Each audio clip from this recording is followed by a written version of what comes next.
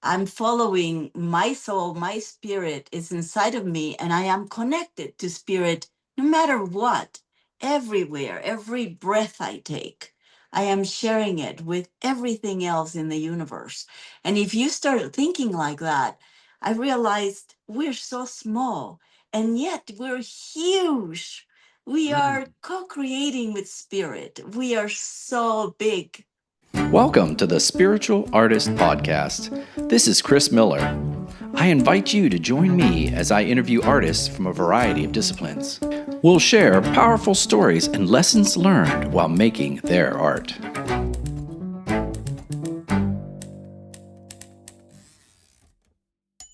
Good day, listeners. This is CJ Miller, the host of the Spiritual Artist Podcast. I think I'm actually rested from my month-long trip in Santa Fe, and I am ready to go. And I can't tell you, I've missed having these podcast interviews, and I'm so excited with today's guest. She's someone that I met in Santa Fe at the Rail Yard, and we'll unpack that a little bit. But sometimes when you're walking through an art show, you walk by people's booths and you get this feeling from different people. But I got this really great feeling from her, and I'm excited to talk about her work. I'm so excited to introduce Eneida Valverde. She is an artist in Santa Fe. She was born in Costa Rica. She brings a lifelong connection to nature and a rich cultural heritage to her art. After a 27-year career teaching art in Maryland, she recently relocated to Santa Fe, where the landscape, how I feel about the landscape, and creative energy have sparked a vibrant new chapter in her practice. She works in acrylic, oil, watercolors, and monotypes. Eneida continues to explore beauty through intuitive expression and a deep love of place. So, good morning, Eneida. How are you? Good morning. Fine. How are you, Chris? I am great. There, as we were speaking before we came on here, there's so much to talk to you about. So much. But I did tell I just shared with the listeners that just I could sense your energy at the trade show floor, and you know what it's like, right? It's interesting, right? An art show a floor, because some people are so open and they drag you. You're attracted right into their booth, and then other people, you know, Yeah, maybe they're not having such a great day. exactly. So tell me a little bit. How long have you been in Santa Fe? I've been in Santa Fe almost 4 years now, Oh, and do you love but it? I visited for 26 years. So you've been to Santa Fe and you know how it is. Like right now, I was thinking I must have done something amazing to deserve this. Every morning is just so joyful, is fresh, it's nice, and the light is incredible. So it is a really pleasant kind of life. I wake up and I say, "Whoa, another day, You you know, yummy." oh, it's funny, I had this, I was there for a month, and I rented a house, but on the last night, I woke up in the middle of the night, and I just had this, inspiration, right? It just came to me, and it was like a very clear of why, excuse me, I love Santa Fe. It's because there's so many what I call moments of awe.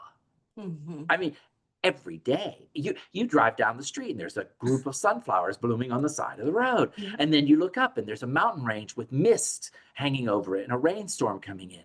And then there's a sunset. I mean, it constantly, so you love nature, so I imagine you just love it, right? And I love art, and no matter where you go, the architecture is unique. It's incredible, and then the flowers. Right now, I thought, I lived in Maryland for 40 years, and I thought, oh boy, I'm going to miss the greenery. And then Costa Rica, of course, was lush. And no, here I can't stop. Right now, the hollyhocks are in full bloom, Oh, they are and beautiful. we get peaches and apricots and all kinds of fruit that just hang from trees, and people can pick them. It's just like my dream come true. Yeah, it is. It is fantastic. It is really a blessing to have a space like this, and then the people, the culture. There's such richness to this area. The energy. I um I think I spoke to you about at the market about how in Costa Rica I felt this, like I was living with spirit. It's like nature was, I was part of it. And then I moved to Washington, D.C., Maryland, and it's like something shuts down. And it was unconscious. I couldn't really tell. But I visited Santa Fe for so many years because I knew that this was it. Right. And finally, during the pandemic, I moved here. But yes, it is the energy that is totally different. And that's why I started getting, I think, these angels that, again, the energy that connects me to spirit came back here in Santa Fe. That was a perfect transition. You just led me right to my next question, Eneida, is your angel series. So I got them and I'll overlay them on the screen here as we talk, but tell us about this. These angels that did you start doing them just recently in the last 4 years? Yes. So like I said, in Costa Rica, I grew up wild, right? I lived my first 20 years in Costa Rica, and it was nature was all around you. Both my grandparents, the two sets of grandparents had farms, so whenever I went anywhere, it was just countryside, trees, mango trees. I had my own personal mango tree, and avocado trees, and it just I didn't know that life was different any other place. And so it was really amazing. And so living in that kind of I kind of lost my The my lushness, thought. but we're talking about where you got inspired to do these Oh angels in yes. Santa Fe. So the angels. So I got kind of disconnected because in Costa Rica is something they call it magical realism, right? Oh It's yeah. like you recognize spirit and you live with it, but it's part of who you are. And then I kind of lost it. I became a teacher, which was wonderful. I love teaching middle school in Maryland. And then I moved here, and that connection to nature and spirit came back. And I learned TM, transcendental meditation, about 10 years ago. And so I've been practicing, and I do it in the morning, in the evening.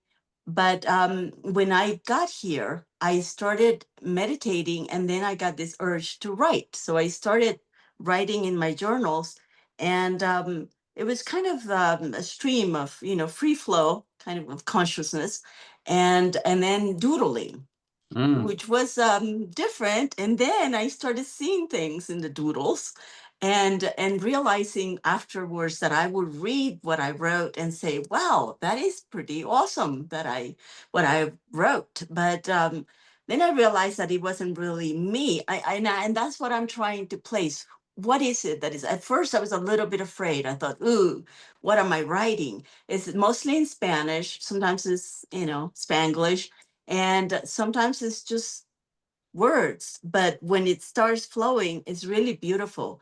So I have now 13 of these angels, and a lot of them that haven't been cleaned up, because, and I can show you, and I think I showed you at the market. So this is how they come. Oh yeah. So my journals, just I write, and then That's a page from your journal? these That's are the pages beautiful. of my journal. Yes. So some of them haven't been Oh. completed, but like this one is healing, and she's holding a plant that then I found out is yerba mansa, which is yerba means herb, and mansa is soothing or calm. So the natives here use it as in a tea. They make a tea to help you with different, upper respiratory conditions and different things. But I didn't know that, and I drew it, and then I discovered that it was yerba mansa, so it's good. So this is very interesting. Let's talk about that a minute. Yes, Because I do a similar practice that's behind me, yes. is where I let myself doodle, and I'm starting to find, and I teach this, and I'm starting to find that shapes arise. And you just mentioned something really interesting. Sometimes they arise and you don't even know what they are, right? Mhm. It's really fascinating, isn't it? It is. It Yeah. is, and the thing is that it comes, and they're all different. So I'll show you. So then I do them on a panel. So this is my final. That's beautiful. and it's a That, mixed media. It kind of resembles the retablos, the traditional mhm. santos, saints or angels that the Spaniards brought this tradition to New Mexico. And so I kind of wanted to do like a retablo. So I painted on these panels, and it's a mixed media. I as an artist, I'm all over the place. I'm very ADHD, so I can have 5 paintings going. And now I'm painting, 6 foot tall flower paintings. And I just love to be physical with my art and my creation. And I really don't get very, dainty or like, oh, it should be like this pink or that red. No, it's just whatever comes, I just put it down and it works somehow. With the angels, it's different because, as you saw, it's really tiny. This is like a 5 by 7, 8 by 10, I guess. It's a little book. And I just use watercolors, acrylic pens. So those are the ones the Japanese ones, and which I love because they come in very fine tips and medium and broad. So you just have this opportunity to do details. So Right. because this happens during meditation, I think that I'm already in that place where I don't want to be wild and crazy and put all these big things on. It's just kind of like tiny little dots, one at a time. It takes hours for them to evolve. I like to use gold leaf on them also, and but like I said, it's very intuitive. It just comes, and it's for let me see if I find one. Sometimes they're just scribbles, and sometimes my book, like this one, says Om on it, Oh, yeah. and it's like a little angel, but it's very so here's an example. So this one, see how it's just, and this one I haven't completed yet, but it's just doodling. I just make lots of lines, and then it starts coming, and then I write on the side what it is. Is it abundance? Is it energy, healing, peace, love, protection? So let me ask you that. How do you know? How do you know what it is? Do you just I feel it? don't. Do you hear a voice? Do you No, no, I just write it on the side. Let me see. like it doesn't come from your mind though?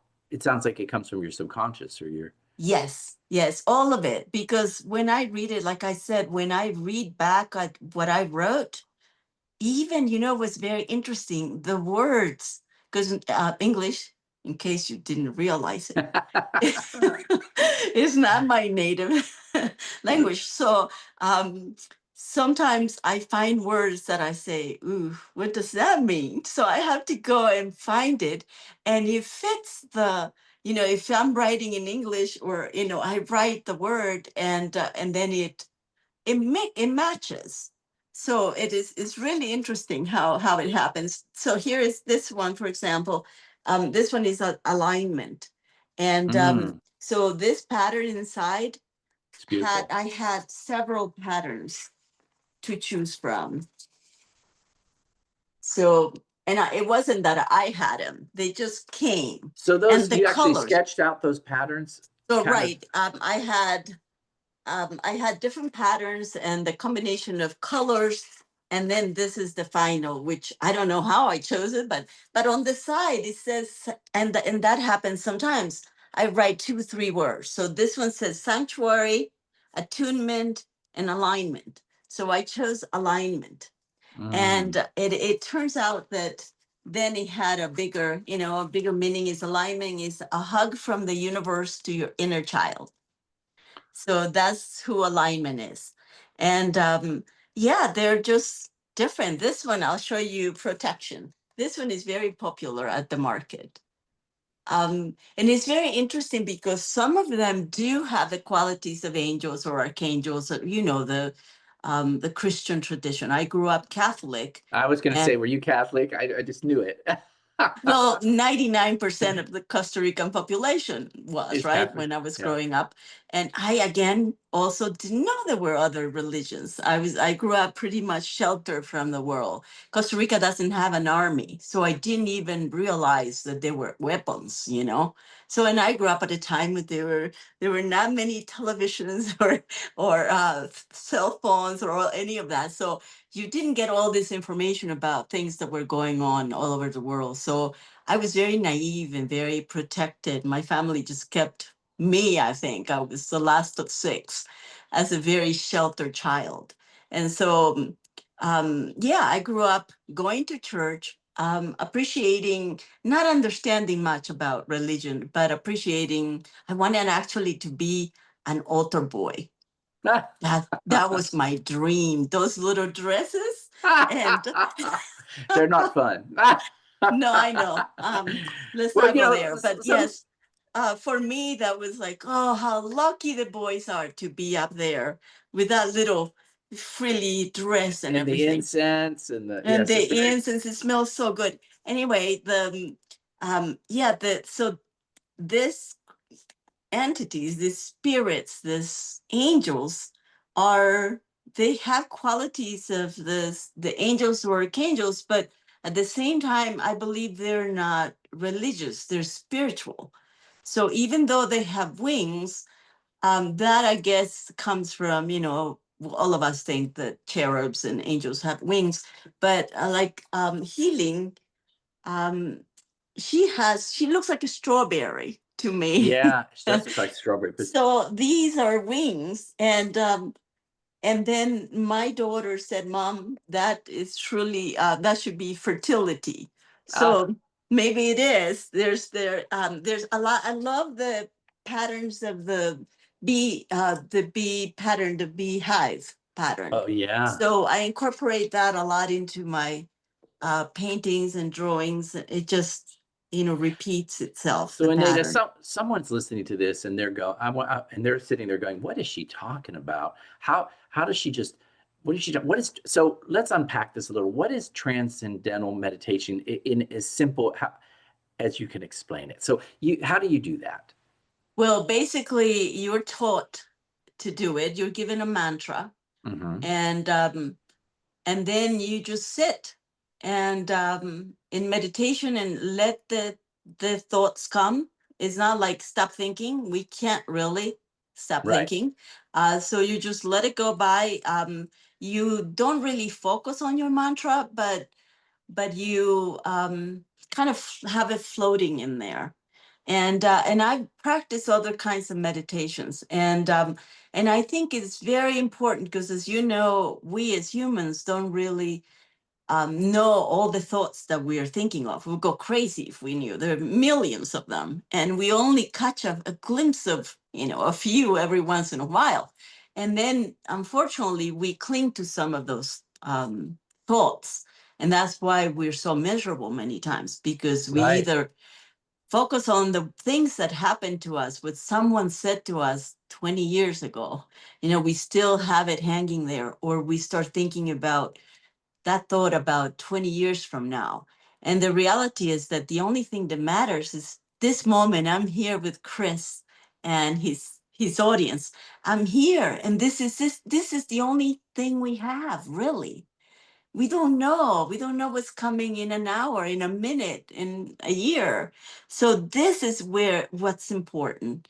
And so transcendental meditation basically helps you, or any kind of meditation. I really highly recommend it. I was a teacher for 27 years in Maryland, and I was so fortunate. I was in this glorious school where art was just the core of the education in the school. And I loved it.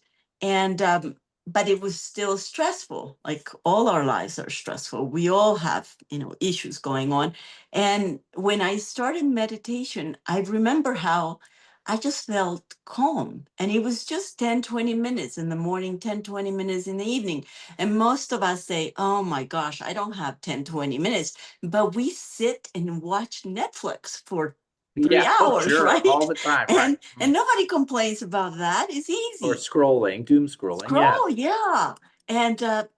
And so the thing is, take 10 minutes. start with 5. If it's too difficult, get up. The first thing you do is sit up.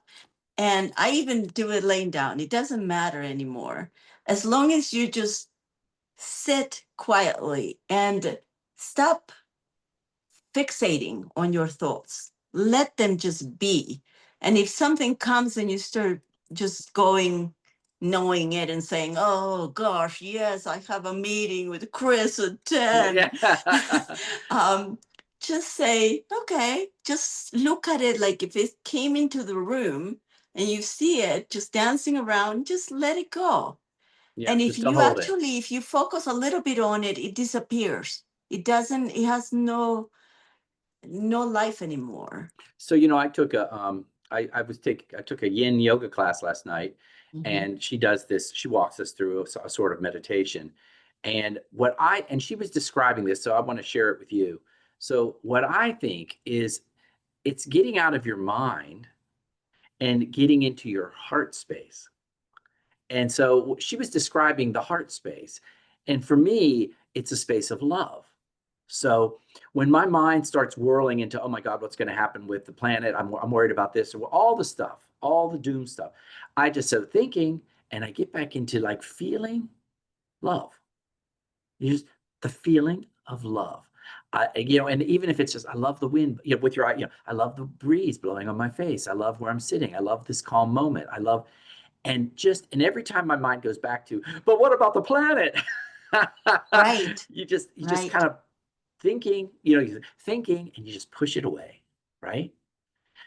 And Yeah. that's the space that you're creating in. And You it's very difficult not to do it because especially these days when everything is, oh, you know, I love that fact that I feel like when you're creating, you are stepping into that, what I call the spiritual artist. You're just stepping into that space. right. And I like to do it not only with the angels. So what I've noticed is that this has now extended to my whatever I'm doing. Anytime I'm painting now, um, I am in that space and I am more aware, more conscious that it is the energy that flows through me. And just like you were talking about meditating and seeing this, your love and the what you carry inside. That's the other thing that I realized as a Catholic that eventually I was like, this doesn't sound like something I can follow. And what I realized that the biggest part of it was that the temple is really this body. You are the temple. You're carrying, you're talking about love in the heart, and we think, yes, it's that physical beating heart. The reality is that this is who we are. This vessel, it's like a car, and the soul is, the driver. So we are here, and this is just not really real. It's just the energy. We're vibrating and we are connected. I'm connected to you even though you're far away. We are close. It's vibrational. And so yeah, that's something that a lot of us unfortunately feel like, oh, I didn't go to church Sunday. So you feel like, oh, I'm not connected. Well, really, I really became aware that I am my own church, and I'm following my soul. My spirit is inside of me, and I am connected to spirit no matter what, everywhere, every breath I take. I am sharing it with everything else in the universe. And if you start thinking like that, I realized we're so small, and yet we're huge. We are Mm. co creating with spirit. We are so big. So now I realize that my creation of the angels has taken me to appreciate my other side, my painting, abstract paintings and landscapes and flowers. And I am painting with that same kind of energy, hoping that people will benefit from it. Well, you said something earlier, and I want to repeat it for the listeners in case they missed it. You talk about being in that space of creation where you're intuitively listening. You're not judging your color choices. You're just putting it down. You're not even pre-designing it. You're kind of just letting it happen, right? Mhm. And then you said, and I realized that I can take that same essence, that same process out into life. You know, like Mhm. when you're walking through the grocery store, you know, and you're looking at food, are you pushing and running and grabbing certain items and cutting in front of people, or are you just, right? Yeah. Be in Yeah. that space of love. If someone cuts in front of you, oh, they must need to get ahead of me, right? Right. It's a practice that goes far beyond the art studio, right? Yes. So I wanted to bring that up because I heard you say it, and I was like, I love that. And the way Yeah. you, yeah, you just phrased it so beautifully. I just had to let you keep talking because it's beautiful, right? Right. And now well, during the pandemic, I started teaching my students about trees and about leaves and about flowers and about birds, because I realize as humans, we go through life saying, oh, look at that beautiful tree, or look at that ugly tree, or look at that old tree. But we don't say, look at that aspen, how it's Right. looking so vibrant this morning, or look at the oak tree or the sycamore. And so I made it a point, because the kids had so much time in their hands, when they were at home, and I was teaching um, online. And so I told them, photograph the tree, find out what it is, tell me about if it had fruits or the leaves or whatever. And the same with birds. So now I've been I have a list. There are wonderful apps now that teach you, they listen and say, oh, Oh that's yeah. They'll tell you a what bird it is. mockingbird, or yes. And so learning about them, and because you don't say, oh, look at that man, that's Chris, he has a Right. name, right? And look at the bluebird, or look at the jay, It's blue it's jay. it's really just about being present, right? It's about being Right. really present to what's happening and seeing the detail and the beauty of it instead of rushing, instead of just Yeah. rushing to the end. Now, are you teaching in Santa Fe right now? Yes, I do teach. I teach a class how to draw with a stick and paint with watercolors.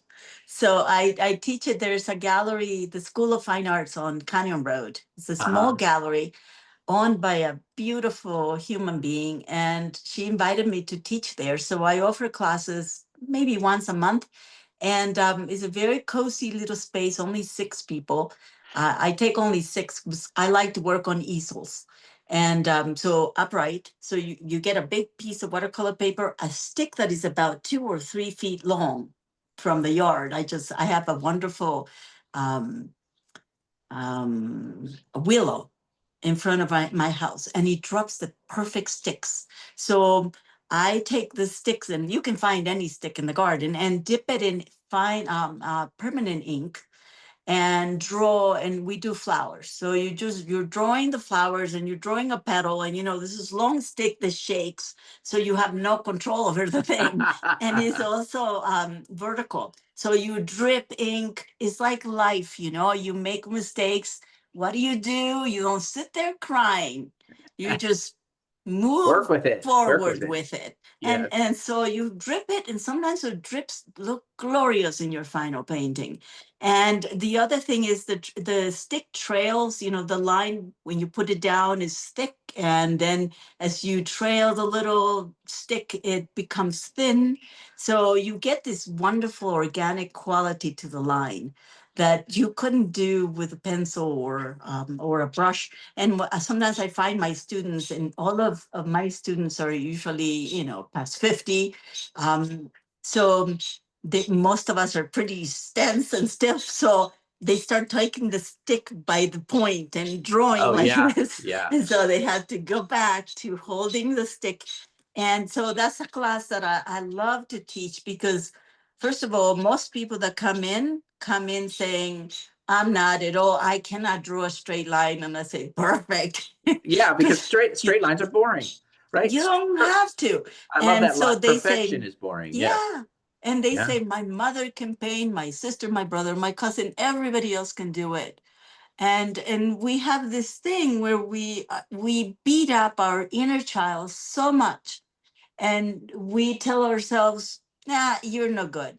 And so unfortunately, we tend to focus on the left side of our brain, who is very, you know it knows how to do everything. So if you're drawing a flower, it would draw the flower for you really quickly, but it won't look like the flower that you're looking at. So it's important when you're doing any kind of creative endeavor to just let go of your thinking brain and the know-it-all brain, and say, no, I'm going to just, that's why meditation comes in handy, because then you say, yes, you can have your thoughts there and your opinions, keep them to yourself. And I'm going to just be here and do what I feel and let it flow.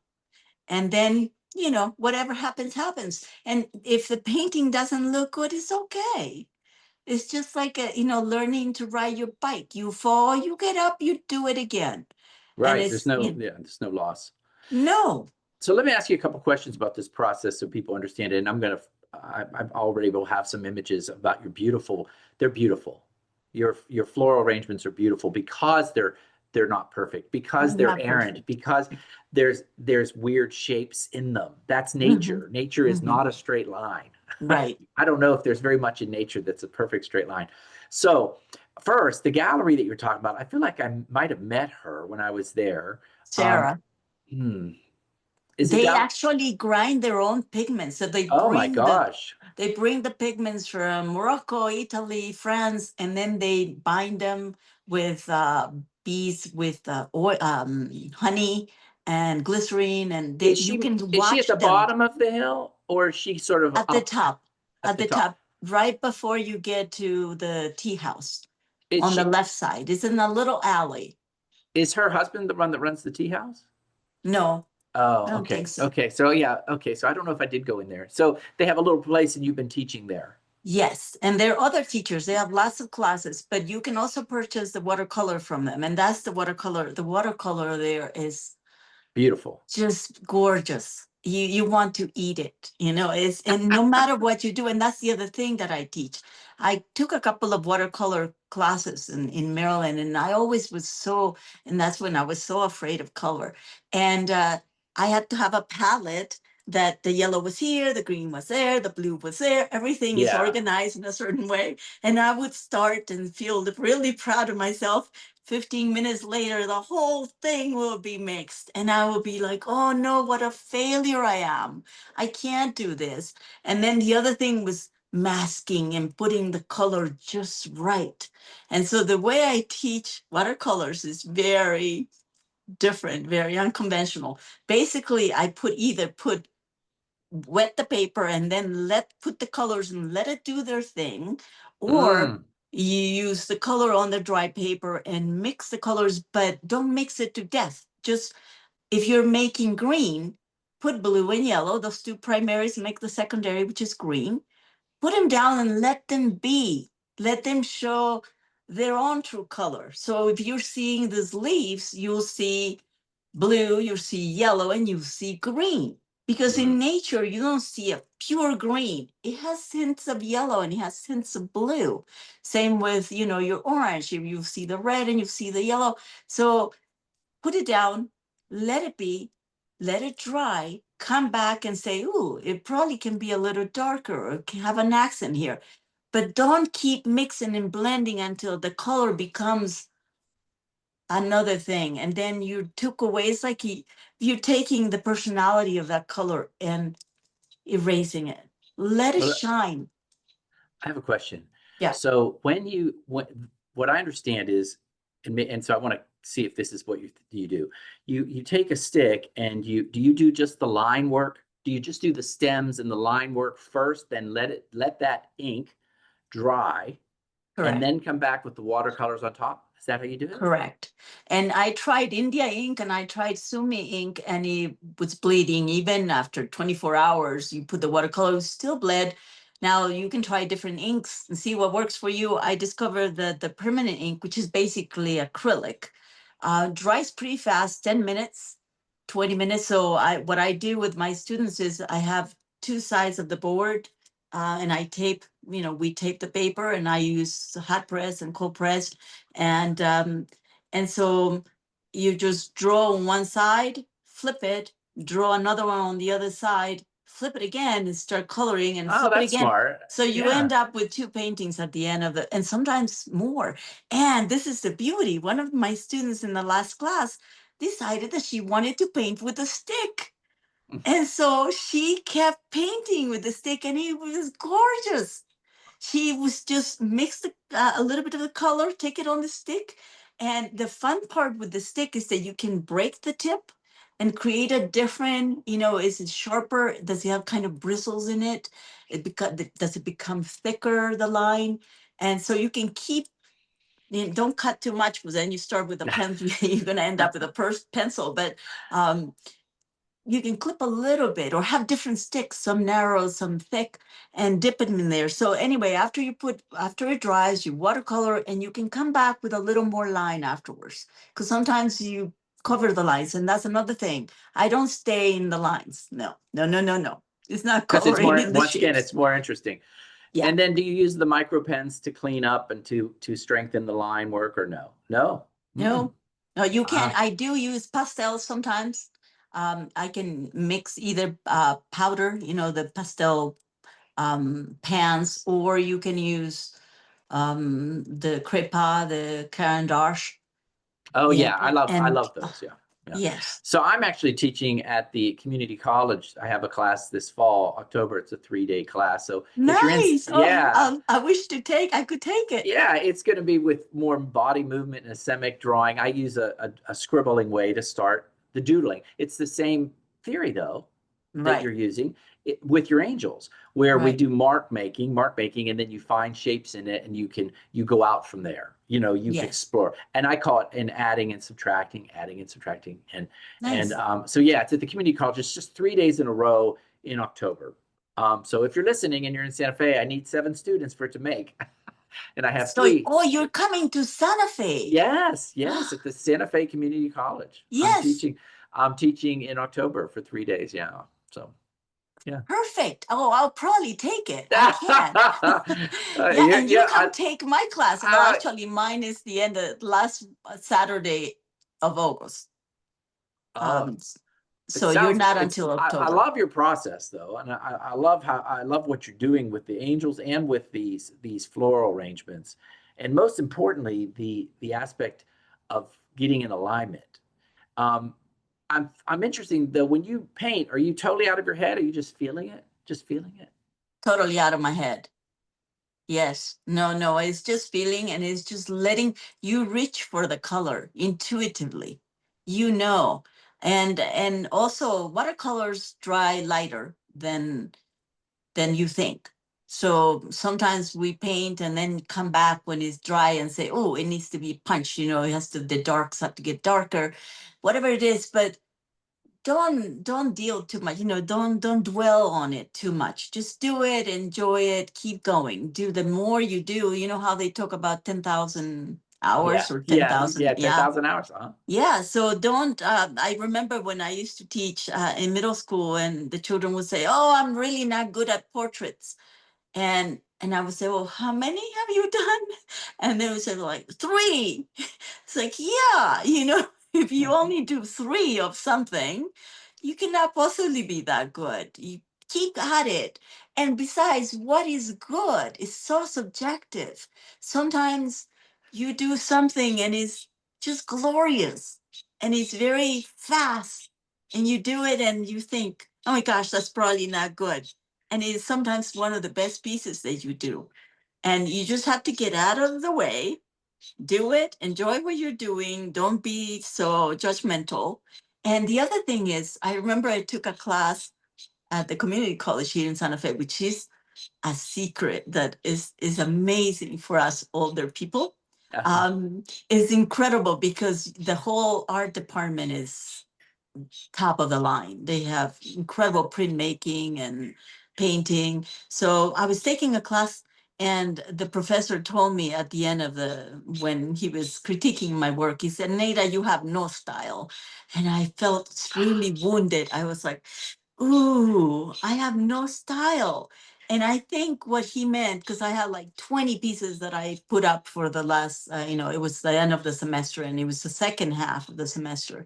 And I can be very, very prolific. I can create 20 paintings in no time. I just go at it. And the thing is that they could be mixed media. They could be, I spray paint on these huge panels, leaves and flowers, and then I stamp things on, and then I throw ink at it and whatever it is. But then that's one side. And then I do something that is oil and what and beeswax mixed together. So it's more kind of it's different. So people come to the market sometimes and they say, is this all you?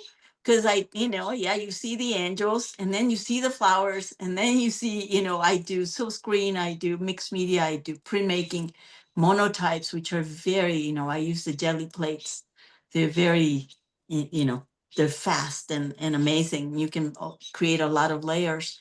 Um, so yes, I don't have style. And at first I thought, ooh, that's not good. But then I thought, no, it is good. It is where I am right now. And it's what I like to, because I have a friend who's doing all her paintings are blue.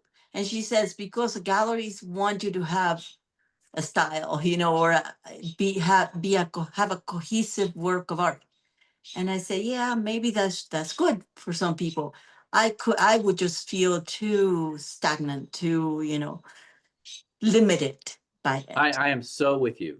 Yeah, I'm the same way. I think that, look, if they want to style, this is what you do. You have a series. So yeah, you have your angel series, and then you right. show them only that. Like when you Yeah. go to a gallery, this is all I do. This is all I do. Make them happy and think that you're limited, because nobody's limited, right? Don't show my true colors. Yeah, don't show the other stuff. Just even have a. You can even have listeners. You can even have a separate website. You could just have a separate website for one series of your work, so they think that that's all you do. But if you're really created, if you're a spiritual artist, you can interpret and be so many different things. And I so feel that. And I think that man's wrong, because I can look at your work and I see a common line through it, and I see a certain color harmony that you go toward, a certain set of colors that are you, a certain looseness that is you. So you have it. He just doesn't know enough to see it. Yeah, so yeah, definitely the high key, the colors.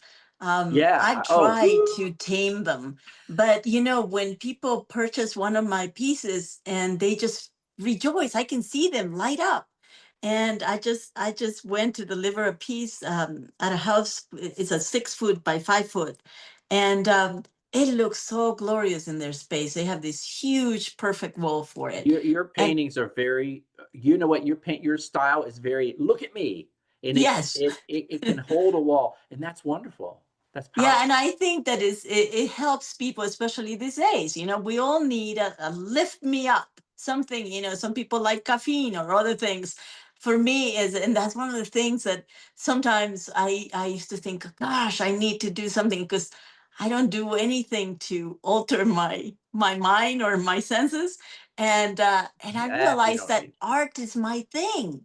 I go there and I'm just like, whoo, and I start singing and dancing, and I'm just in that space. And then I come down from it, and yes, it is exhausting, but I can go days like that and be feel perfectly happy. So one of the things that I wanted to tell you also and to share is that I'm in the process of creating a self-help coloring book Oh yeah. with the angels. And it is not when I was talking about coloring in the shapes. um, I'm going to leave extra pages on this book for everybody that gets it to do their own angels or drawings, whatever. It could be abstract, doesn't have to be something that you understand or see or name. It could just be shapes. But yeah, I'm simplifying linear drawings of all the angels, and and I'll show you the book. So this is the book where this is the second journal. So this one is joy, Uh-huh. and I have another one here. I have fertility, and then in the book I have 4 pages each one. So this one is peace. It gives me 4 pages, and then I have healing, and it gives me 4 pages. And so I have a lot of it, and I decided I have to put this out there because I think it would help people. And so I'm in the process of I wanted to put all 13 angels together, but I'm wondering if I should just do a chapter at a time. It's almost like they call them zines, like a magazine, Oh like yeah. a little short pamphlet. And so that, because I think this information has to get out. Like, look, I'll read you. Do you mind if I read you a little No, excerpt go of? ahead. So Go this ahead. one is healing. And it says, each morning when you shower, use the water as a purifying element. Imagine that it cleans not just your skin, but also the energy surrounding you and vibrating within you. And throughout the day, whenever your energy feels low, remember that moment, the miracle of water cleansing and refreshing you, returning you to your natural state of wellness.